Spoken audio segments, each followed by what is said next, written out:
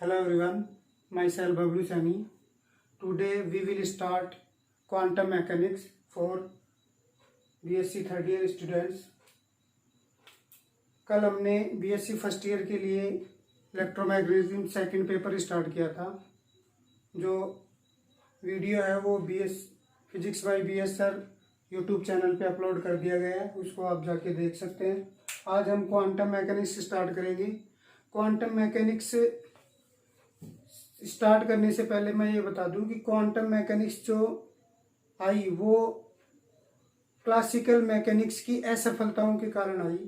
कुछ चीज़ें ऐसी थी जिनको क्लासिकल मैकेनिक्स पूर्णतया समझाने में असफल रही, जिसके बाद उनको समझाने के लिए क्वांटम मैकेनिक्स को डेवलप किया गया। जैसे ब्लैक बॉडी रेडिएशन हो गया, फोटो इलेक्ट्रिक इफेक्ट हो गया, प्रकाश विद्युत प्रभाव, क्रैस्निका, कॉम्पटन इफेक्ट हो गया। इनको कंप्लीटली क्लासिकल मैकेनिक्स द्वारा समझाया नहीं जा सकता, इसलिए इनको कंप्लीट तौर पे समझाने के लिए क्वांटम मैकेनिक्स डेवलप की गई। तो उसी में से हम यहाँ पे यूनिट नंबर फर्स्ट जो BSc थर्ड ईयर के सिलेबस में दे रखा है उसका फर्स्ट टॉपिक लेके चल रहे हैं, black body and black body radiation, क्रैस्निका एवं क्रैस्निका विकिरण। तो यहाँ से पहले अपन ये देखते हैं कि ब्लैक बॉडी होती क्या है। ब्लैक बॉडी क्या होती है?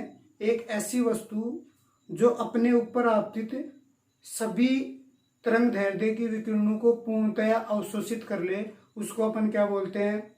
ब्लैक बॉडी बोलते हैं। जैसे प्लेटिनम ब्लैक हो गया, लेड ब्लैक हो गया, ये सभी क्या होती है? ब्लैक बॉडी होती है। तो यहाँ से अपन क्रैस्निका की डेफिनेशन लिख सकते हैं। ब्लैक बॉडी रेडिएशन की डेफिनेशन क्या हो जाएगी?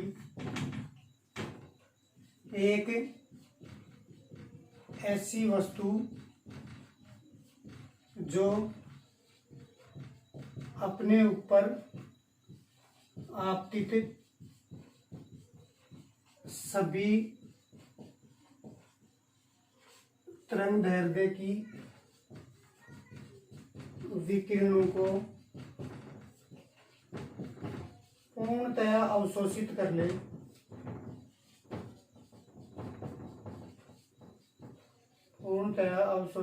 ले, क्रैस्निका कहलाती है।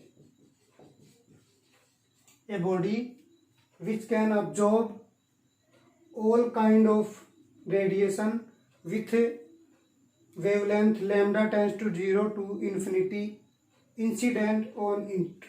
तो यहाँ से हम इसके अलावा ये बोल सकते हैं कि चूंकि ये जो वस्तु है अपने ऊपर आपतित विकिरणों को पूर्णतः अवशोषित कर रही है, इसका मतलब उस वस्तु से न तो विकिरणें पारगमित हो रही है और न परावर्तित हो रही है। तो यहाँ से अपन ये बोल सकते हैं कि ब्लैक बॉडी एक ऐसी वस्तु होती है जो विकिरणों को न तो पारगमन करती है और न उनका परावर्तन करती है। तो यहाँ से ये बोल सकते हैं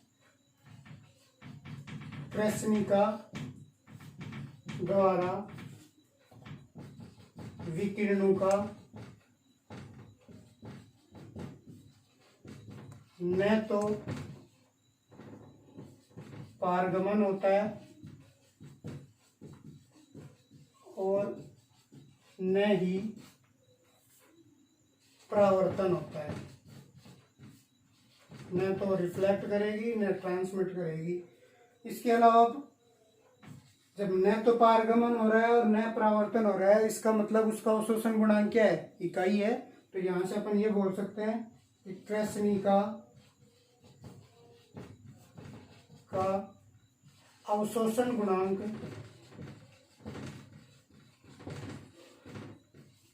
इकाई होता है।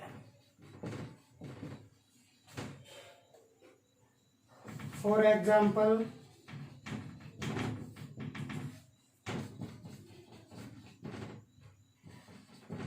प्लेटिनम ब्लैक, लेड ब्लैक, ये सभी क्या होती है? ब्लैक बॉडी का एग्जाम्पल होती है। इसके बाद हम ये देखते हैं कि ब्लैक बॉडी का कंस्ट्रक्शन कैसे होता है। यदि अपने को ब्लैक बॉडी बनानी हो तो वो कैसे बनाएंगे? तो इसके लिए अपन एक क्वार्टर लेंगे और कोटर की जो आंतरिक दीवारें हैं उनको क्या कर दिया जाएगा, काला कर दिया जाएगा। देखते हैं।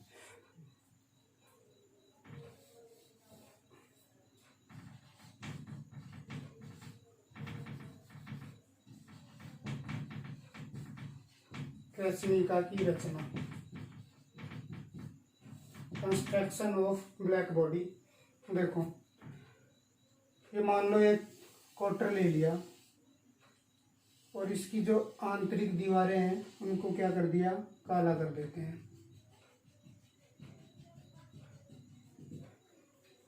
और इसकी दीवार के अंदर, वॉल्स के अंदर एक छोटा सा होल बना देते हैं, छिद्र बना देते हैं। क्या किया, एक कोटर लिया, कोटर की आंतरिक दीवारों को क्या कर दिया, काला कर दिया और इसकी दीवार के अंदर एक छोटा सा छिद्र बना दिया। इसके बाद में जब हम इस पे विकिरणें इंसिडेंट कराते हैं तो क्या होता है कि इस कोटर की दीवारें इन विकिरणों को क्या करेगी, आंशिक रूप से अवशोषित करेगी, फिर क्या करेगी, परावर्तित करेगी, फिर अवशोषित करेगी, लेकिन अंततः इन विकिरणों को पूर्णतया क्या कर लेगी, अवशोषित कर लेगी। जिसकी वजह से यदि बाहर कोई प्रेक्षक है और वो प्रेक्षक इस छिद्र के अंदर देखता है तो उसको क्या लगेगा कि जो बाहर से विकिरणें आ रही हैं वो सभी विकिरणें इस कोटर द्वारा क्या कर ली गई, अवशोषित कर ली गई। जिससे बाहरी प्रेक्षक को ये छिद्र, क्योंकि छिद्र से अंदर आ रही है और सारी क्या हो रही है, अब्जॉर्ब हो रही है, तो ये छिद्र एक किसकी भांति व्यवहार करेगा, एक ब्लैक बॉडी की तरह बिहेव करेगा। तो रचना के लिए अपन क्या बोल सकते हैं, लिख लेना कि ब्लैक बॉडी कृष्णिका की रचना के लिए एक कोटर लेते हैं, उसकी दीवारों को काला कर दिया जाता है। इसके बाद उसकी दीवार के अंदर एक छोटा सा छिद्र बना दिया जाता है। जब उस पर विकिरणें आपतित की जाती हैं तो कोटर की दीवारों द्वारा विकिरणों का आंशिक अवशोषण तथा परावर्तन होता है तथा अंततः विकिरणों का पूर्णतया अवशोषण होता है, जिससे बाहरी प्रेक्षक द्वारा छिद्र में से देखने पर सभी विकिरणों का अवशोषण दिखाई देता है। इसकी वजह से बाहरी प्रेक्षक के लिए ये जो होल है, ये छिद्र है, वो एक कृष्णिका की तरह बिहेव करता है। ये तो आपके कंस्ट्रक्शन कृष्णिका की रचना होगी। इसके बाद में द ब्लैक बॉडी रेडिएशन की बात करें हम, तो ब्लैक बॉडी रेडिएशन कृष्णिका विकिरण कौन सी होंगी, कैसे बनती हैं, ये देखते हैं। देखो क्या करते हैं, ब्लैक बॉडी रेडिएशन के लिए लिख देता हूं मैं, कृष्णिका विकिरण।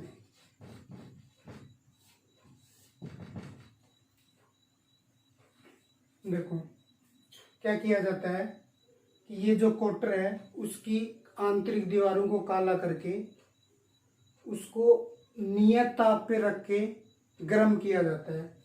जब इसको हम गर्म करेंगे तो इस कोटर की दीवारों के अंदर परमाणविक दोलित्र उपस्थित होते हैं, एटॉमिक ऑसिलेटर होते हैं।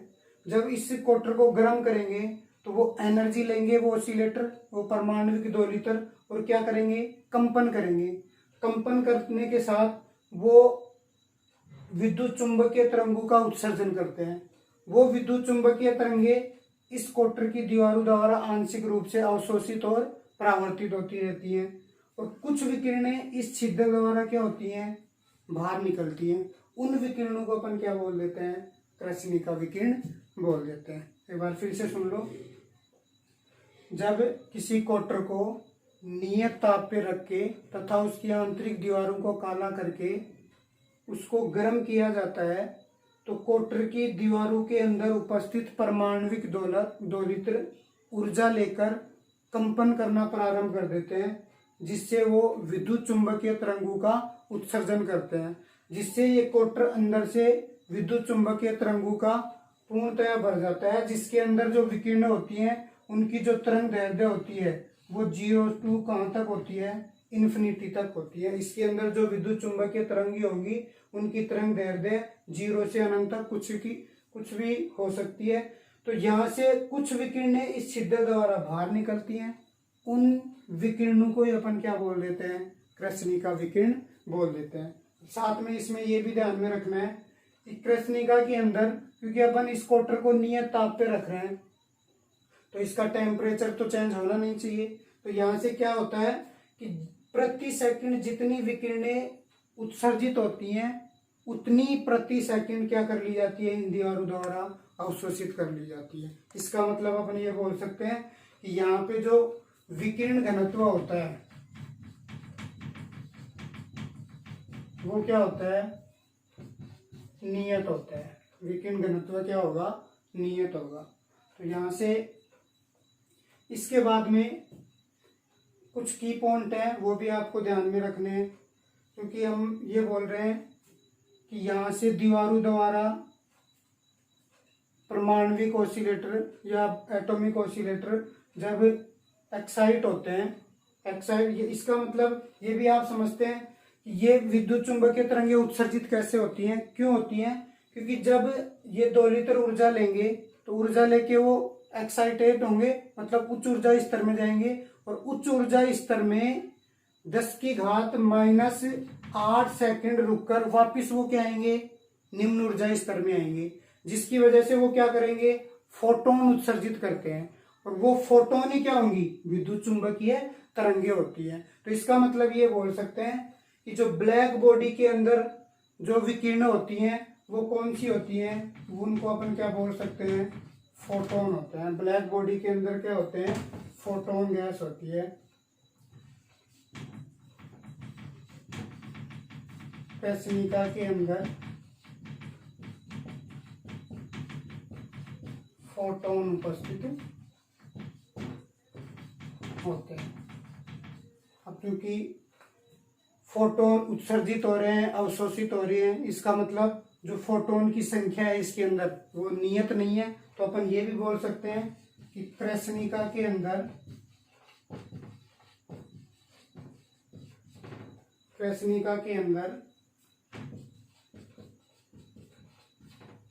फोटोन नियत नहीं रहते। ये बहुत इंपॉर्टेंट है। कृष्णिका के अंदर जो विद्युत चुंबकीय तरंगें होती है वो फोटोन होती है। फोटोन की संख्या इस ब्लैक बॉडी के अंदर कभी भी नियत नहीं रहती है। तो ये था कृष्णिका विकिरण। इसके बाद में जो इम्पोर्टेंट अपना टॉपिक आता है ब्लैक बॉडी के अंदर ही, वो आता है ब्लैक बॉडी डिस्ट्रीब्यूशन कर्व। बहुत इम्पोर्टेंट है, जो एग्जाम में पूछा जाता है। जो नेक्स्ट आपका टॉपिक है ब्लैक बॉडी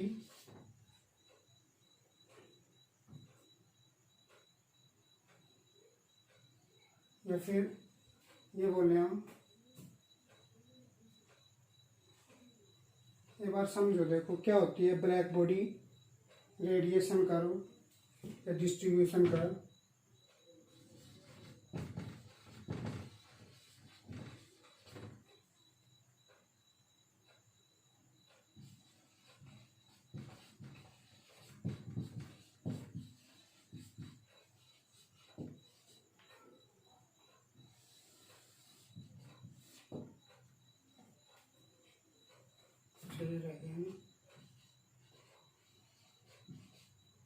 एनर्जी या रेडिएशन डिस्ट्रीब्यूशन का ये बोलेंगे अपन।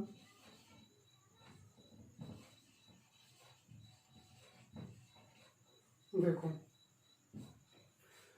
पहले तो black body energy distribution curve होता क्या है। 2 वैज्ञानिक थे, लूमर एंड प्रिंसाइन। उन्होंने क्या किया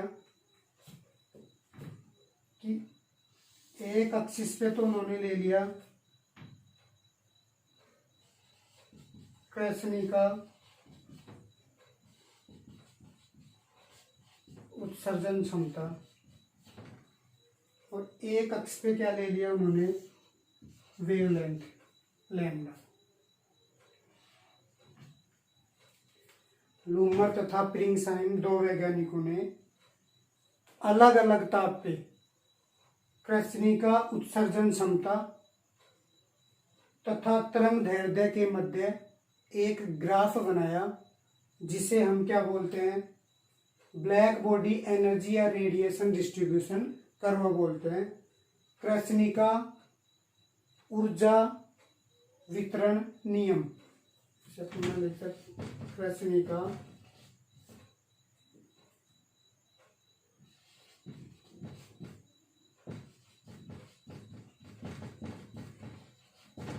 ऊर्जा वितरण नियम। तो यहाँ से कर्व क्या होता है, उसकी प्रॉपर्टीज क्या है, वो इम्पोर्टेंट है, एग्जाम में पूछी जाती है। इसको अपन ये भी लिख सकते हैं, ब्लैक बॉडी एमिसिटिव पावर, कृष्णिका उत्सर्जन क्षमता। तो पहले तो अपन ये देखते हैं कृष्णिका उत्सर्जन क्षमता क्या होती है, ऊर्जा उत्सर्जन क्षमता क्या होगी, कि कृष्णिका द्वारा प्रति सेकंड प्रति क्षेत्रफल उत्सर्जित विकिरणों की मात्राएं क्या कहलाएगी, कृष्णिका उत्सर्जन क्षमता कहलाएगी। इसको अपन ये भी बोल देते हैं कभी कभी, यहाँ पे कृष्णिका नाम न देके स्पेक्ट्रमी उत्सर्जन क्षमता ये भी बोल देते हैं। यहाँ पे आप ब्लैक बॉडी की जगह क्या लिख सकते हो,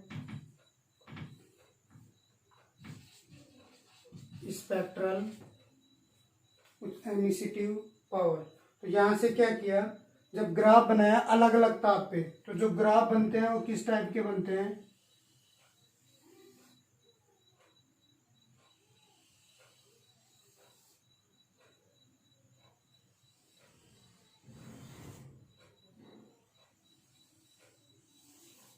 इस टाइप का बनता है अलग अलग ताप पे। यहाँ पे अपन कुछ टेम्परेचर ले लेते हैं 500 केल्विन, यहाँ पे हम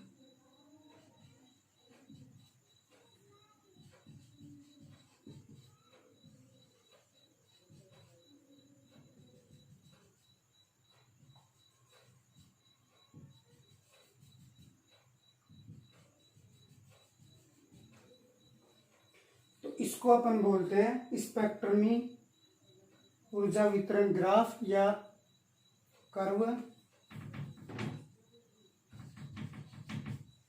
तो देखो ब्लैक बॉडी डिस्ट्रीब्यूशन कर्व या एमिसिटिव कर्व, इसके लिए लूमर तथा प्रिंगसाइम ने स्पेक्ट्रमी उत्सर्जन क्षमता ई लैम्डा और तरंग दैर्ध्य लैम्डा के मध्य अलग अलग ताप पे ग्राफ बनाए, जिनको अपन क्या बोलते हैं, स्पेक्ट्रमी उत्सर्जन क्षमता ग्राफ बोलते हैं। इसको अपन क्या बोलेंगे, स्पेक्ट्रमी उत्सर्जन क्षमता ग्राफ या वक्र, कुछ भी बोल सकते हो आप।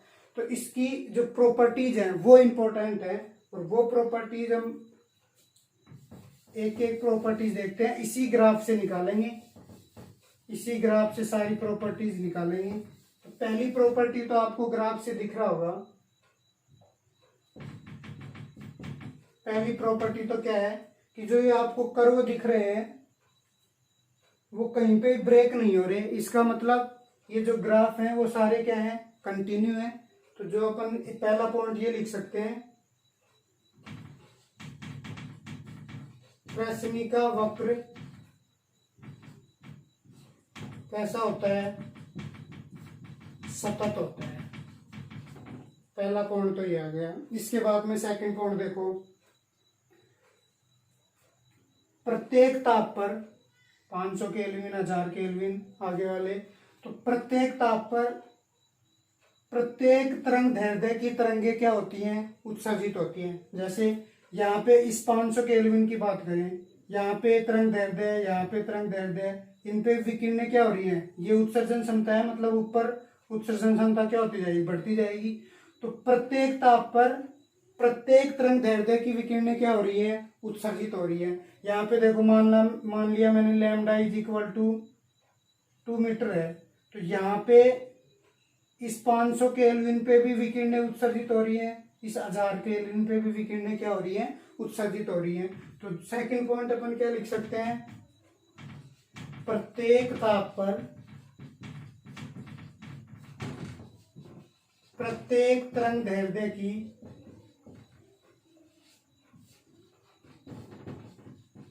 तरंगे या विकिरणें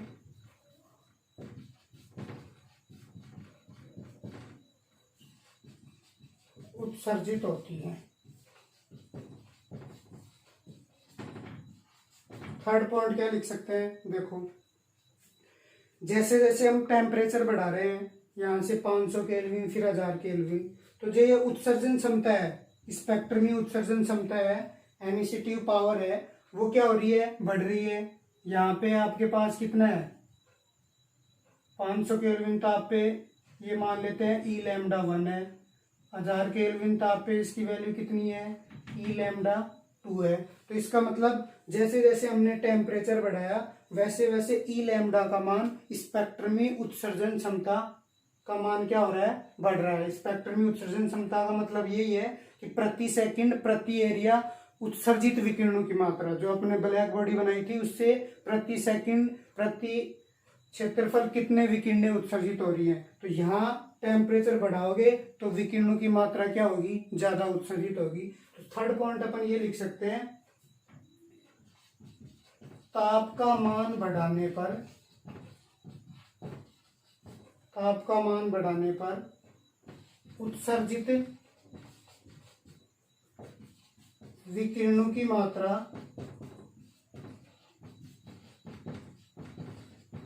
बढ़ती है।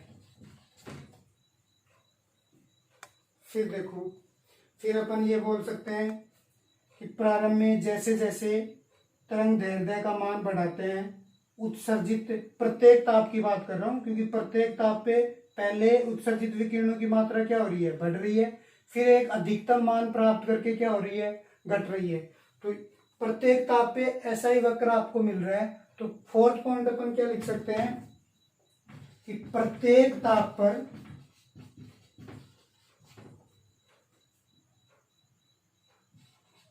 जैसे जैसे तरंग दैर्ध्य का मान बढ़ाते हैं तो प्रारंभ में ई लैम्डा लिख लेना, कुल उत्सर्जन क्षमता, तो यहां से ई लैम्डा का मान बढ़ता है, फिर एक अधिकतम मान प्राप्त करके, अधिकतम मान को अपन क्या बोलेंगे, ई लैम्डा मैक्सिमम, ई लैम्डा मान प्राप्त करके घटने लगता है। सभी वक्र में आपको दिख रहा है, पहले उत्सर्जन क्षमता बढ़ रही है, फिर क्या हो रही है, घट रही है। नेक्स्ट पॉइंट, फिफ्थ पॉइंट अपन क्या लिख सकते हैं, देखो यहां से आपको दिख रहा होगा कि अधिकतम उत्सर्जन क्षमता, इस टेम्परेचर पे अधिकतम उत्सर्जन क्षमता ये है, इस टेम्परेचर पर ये है, इस टेम्परेचर पर ये है। अधिकतम उत्सर्जन क्षमता के संगत तरंग दैर्ध्य, यहां से इसके संगत, यहाँ पे अधिकतम उत्सर्जन क्षमता है, इसके संगत तरंग दैर्ध्य है, इसको मैं नाम दे देता हूं lambda maximum 1, lambda maximum 2, lambda maximum 3, lambda maximum 4। तो अधिकतम उत्सर्जन क्षमता के संगत तरंग दैर्ध्य लैम्डा मैक्सिमम का मान ताप बढ़ाने पर लैम्डा एम का मान कम तरंग दैर्ध्य की ओर विस्थापित होता है। फिर से सुन लो, देखो जैसे जैसे टेम्परेचर बढ़ा रहे हैं, अधिकतम तरंग दैर्ध्य क्या है, लैम्डा मैक्सिमम, इस टेम्परेचर पे भी यहाँ पे है, फिर टेम्परेचर बढ़ाया वो क्या होगी, पीछे खिसक गई, इसका मतलब पीछे की तरफ क्या है, तरंग दैर्ध्य का मान कम है, इधर बढ़ रहा है। तो जैसे जैसे आप टेम्परेचर बढ़ाओगे तो अधिकतम उत्सर्जन क्षमता के संगत जो तरंग दैर्ध्य आ रही है, इसके संगत ये, इसके संगत ये, तो उसका मान क्या हो रहा है, कम तरंग दैर्ध्य की ओर विस्थापित हो रहा है। तो यहां से अपन नेक्स्ट पॉइंट क्या लिख सकते हैं, नेक्स्ट पॉइंट आपका होगा, यहां लिख देता हूं, अधिकतम उत्सर्जन क्षमता ई लैम्डा मैक्सिमम के संगत तरंग दैर्ध्य, जिसको मैंने नाम दे दिया लैम्डा मैक्सिमम, पहले वाले के लिए लैम्डा 1, दूसरे के लिए लैम्डा 2, का मान ताप बढ़ाने पर कम तरंग दैर्ध्य की ओर विस्थापित होती है। इसका मतलब अपन क्या बोल सकते हैं, टेम्परेचर आप बढ़ा रहे हो, टेम्परेचर बढ़ाने के बाद जो लैम्डा एम है वो क्या हो रही है, कम हो रही है। इसका मतलब जो लैम्डा मैक्सिमम है वो किसके व्युत्क्रमानुपाती होगी, टेम्परेचर के। यहाँ से आपको साफ दिख रहा है कि लैम्डा एम जैसे जैसे आप टेम्परेचर बढ़ा रहे हो उसका मान क्या हो रहा है, कम होता जा रहा है। तो यहाँ से समानुपाती का चिन्ह हटाने के लिए, प्रोपोर्शनल साइन हटाने के लिए एक कांस्टेंट काम में लेते हैं बी, और ये बी जो कहलाता है वो क्या कहलाएगा, वीन कांस्टेंट कहलाता है, वीन नियतांक कहलाता है। और इसकी वैल्यू जो होती है वो कितनी होती है, 2.898 into 10⁻³ metre kelvin. Metre kelvin इसका मात्रक कैसे आया, ये बी है, ये लैम्डा इधर मल्टीप्लाई कर दो तो बी बराबर क्या होगा, लैम्डा मैक्सिमम टी। तो यहाँ से लैम्डा तरंग दैर्ध्य है, इसका मात्रक क्या होता है, मीटर, और टेम्परेचर का मात्रक क्या होता है, केल्विन। तो जो बी का मात्रक होगा वो क्या हो जाएगा, मीटर केल्विन हो जाएगा। तो इसी को अपन क्या बोलते हैं, वीन विस्थापन नियम। इसी को अपन क्या बोलेंगे, वीन डिस्प्लेसमेंट लो, वीन विस्थापन नियम बोलते हैं। नेक्स्ट पॉइंट आपका क्या होगा, देखो नेक्स्ट पॉइंट अपन ये बना सकते हैं कि उत्सर्जन, या ये जो आपको ये वक्र दिख रहा है, ये वाला वक्र और लैम्डा एक्सिस, ये आपके पास लैम्डा एक्सिस है, इसके बीच का जो एरिया है, ये जो आपको एरिया दिख रहा है स्पेक्ट्रमी उत्सर्जन वक्र, ये तो वक्र रहा आपका, एक टेम्परेचर की बात कर रहे हैं, किसी को भी ले लो। और लैम्डा एक्सिस, ये आपके पास लैम्डा एक्सिस रही, ये जो पूरा एरिया है वो किसको बताएगा, कुल उत्सर्जन क्षमता को व्यक्त करता है। ये आपके पास क्या है, कुल उत्सर्जन क्षमता ही है।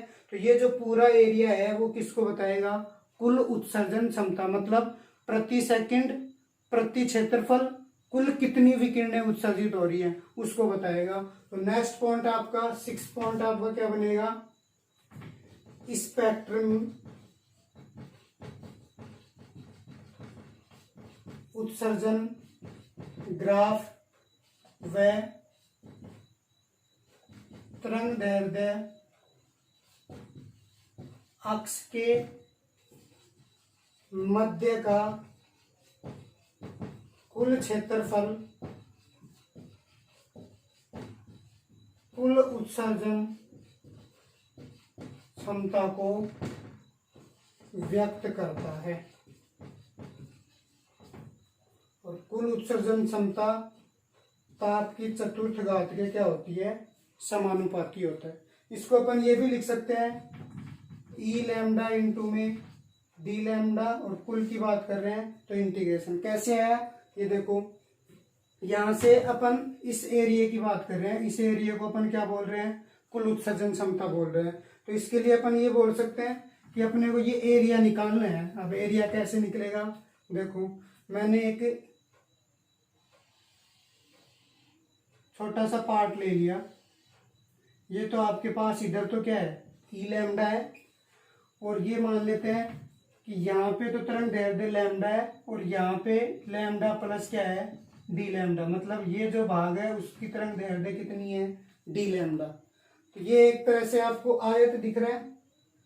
तो आयत का क्षेत्रफल क्या होता है, लंबाई गुणा चौड़ाई। तो ये तो आपके पास लंबाई मान लो ई लैम्डा, ये चौड़ाई मान लो डी लैम्डा, तो क्षेत्रफल कितना हो जाएगा, ई लैम्डा इंटू में डी लैम्डा। अब अपने को कुल क्षेत्रफल चाहिए, तो कुल क्षेत्रफल के लिए क्या करेंगे, इसका क्या कर देंगे, समाकलन करेंगे। समेशन तो तब करते हैं जब डिसकंटिन्यू हो, यहाँ पे कंटिन्यूस है, इसके बाद ये जुड़ेगा, ऐसे बहुत सारे भाग होंगे, इसके सभी को क्या करेंगे, जोड़ेंगे। तो कंटिन्यूस साइड के लिए अपन क्या करते हैं, इंटीग्रेशन काम में लेते हैं। साथ में यहाँ से जो तरंग दैर्ध्य है उसकी लिमिट क्या आएगी, आपको ब्लैक बॉडी की डेफिनेशन बताई थी, तब मैंने ये बताया था कि ब्लैक बॉडी के अंदर जो तरंग दैर्ध्य होती है, उन जो विकिरणें होती है उनकी तरंग दैर्ध्य 0 से कहाँ तक होती है, इन्फिनिटी तक। 0 से कहाँ तक होगी, इन्फिनिटी तक। तो यहाँ से अपन लिमिट क्या लिख सकते हैं, 0 टू इन्फिनिटी।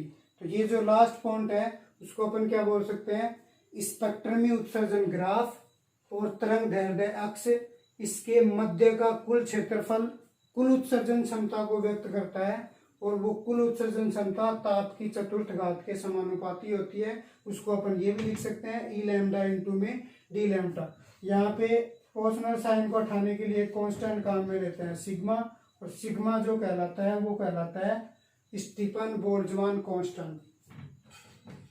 सिग्मा क्या कहलाता है, स्टीफन बोल्ट्जमान नियतांक, और इसकी जो वैल्यू होती है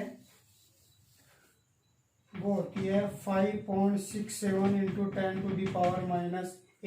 मात्रक अपन यहाँ से निकाल सकते हैं। कैसे निकालोगे मात्रक इसका, सिग्मा का मान निकालना है, ई अपॉन में क्या होता है, टी की पावर 4। यहाँ से मैंने टी का भाग दे दिया। तो यहाँ से ई लैम्डा क्या होती है, प्रति सेकंड प्रति क्षेत्रफल उत्सर्जित विकिरणों की मात्रा। इसका मतलब विकिरणों की मात्रा एक तरह से ऊर्जा है। ऊर्जा को मैं यहाँ से ये लिख सकता हूँ, क्यू मान लेता हूँ, क्यू प्रति सेकंड टाइम इंटू में प्रति क्षेत्रफल ए, और टी की पावर पहले से अपने पास है 4।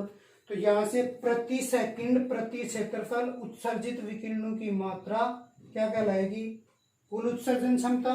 तो इसका मात्रा क्या हो जाएगा, ये तो एनर्जी है, विकिरणों की मात्रा क्या होगी, एनर्जी का मात्रा क्या होता है, जूल टाइम सेकंड, एरिया क्या होगा मीटर स्क्वायर, और टेम्परेचर क्या होता है केल्विन की पावर 4। तो यहाँ से एक मात्रक तो इसका ये बोल सकते हैं, joule metre square second into में केल्विन की पावर 4। या फिर अपन ये भी बोल सकते हैं, ऊर्जा में परिवर्तन की दर क्या होती है, शक्ति पावर।